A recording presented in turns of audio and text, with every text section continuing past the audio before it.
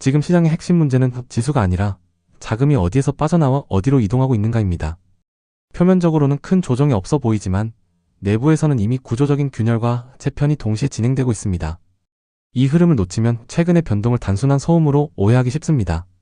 최근 가장 먼저 나타난 변화는 기술, 그 중에서도 소프트웨어 섹터에 집중된 급격한 심리 위축입니다.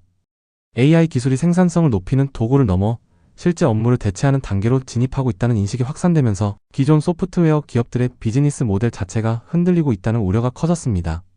이는 단순히 한두 기업의 문제가 아니라 사람의 노동을 전제로 성장해 온 소프트웨어 산업 전반에 대한 재평가로 이어지고 있습니다. 그래서 주가 하락은 실적 부진 때문이 아니라 앞으로의 역할 자체가 불투명해졌다는 구조적 질문에서 출발하고 있습니다. 이 과정에서 중요한 것은 돈의 이동 방향입니다. 기술주에서 빠져나온 자금은 현금으로 대기하지 않고 에너지와 산업재, 그리고 금과 같은 실물 자산 쪽으로 이동하고 있습니다. 이는 위험 회피라기보다 기술 변화로 인해 상대적으로 수혜가 명확한 영역으로 자금이 재배치되는 과정에 가깝습니다.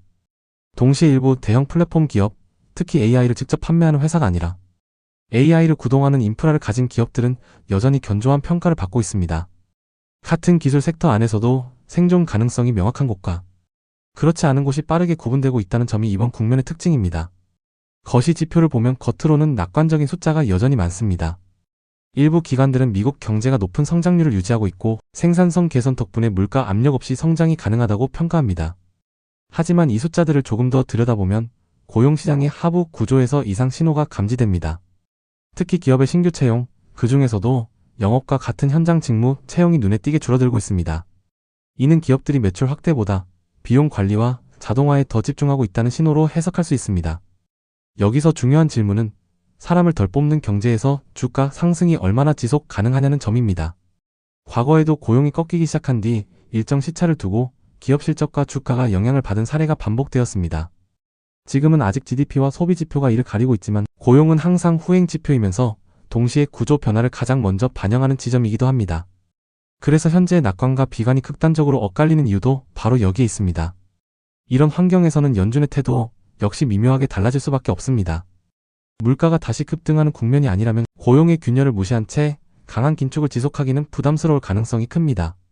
즉, 공식적인 금리 인하가 당장 나타나지 않더라도 성장 둔화를 용인하는 방향으로 정책의 무게중심이 이동할 여지가 있습니다. 시장이 연준의 말 한마디, 표현의 톤에 민감하게 반응하는 이유도 여기에 있습니다. 한편 지수만 보면 평온해 보이는 시장 이면에서는 퀀트 펀드들의 움직임이 변동성을 키우고 있습니다. 손실을 관리해야 하는 시장 중립 전략의 펀드들이 기존의 주도주를 줄이고 그동안 공매도했던 소외주를 대사하는 과정에서 개별 종목의 가격은 극단적으로 흔들리고 있습니다. 이 때문에 변동성 지표는 낮게 유지되지만 투자자들이 체감하는 난이도는 오히려 높아지는 상황이 연출되고 있습니다. 이 흐름은 가상자산 시장에서도 동일하게 나타납니다.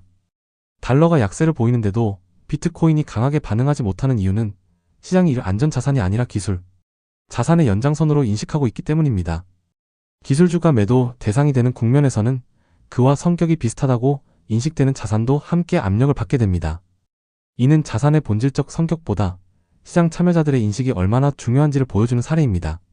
외환시장으로 시선을 돌리면 달러의 방향성은 여전히 미국의 데이터에 달려 있습니다. 고용과 소비가 명확히 꺾이지 않는 한 달러는 쉽게 약세 추세로 전환되기 어렵습니다. 동시에 아시아 통화는 중국 위안화가 일종의 단 역할을 하며 급격한 변동을 막고 있습니다. 위안화가 안정되면 주변 통화도 상대적으로 안정을 찾지만 이 균형이 깨질 경우 파급력은 빠르게 확산될 수 있습니다. 유럽은 물가 측면에서는 한숨을 돌린 모습입니다. 에너지 가격의 기저 효과로 물가 상승률이 낮아졌지만 서비스 물가는 여전히 높아 중앙은행이 쉽게 정책 전환을 하기는 어렵습니다.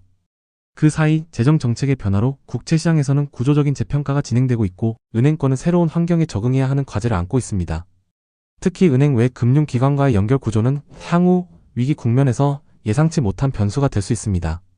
결국 지금 시장을 해석할 때 가장 중요한 관점은 상승과 하락이 아니라 구조가 어떻게 바뀌고 있는가입니다. 기술의 역할 변화, 고용의 질적 전환, 자금 흐름의 재편은 단기간에 끝나는 이벤트가 아니라 앞으로의 시장 성격을 규정하는 요소들입니다. 이 변화를 이해하지 못하면 지수의 등락만 보고 잘못된 결론에 도달하기 쉽습니다. 지금까지 월가 청년이었습니다.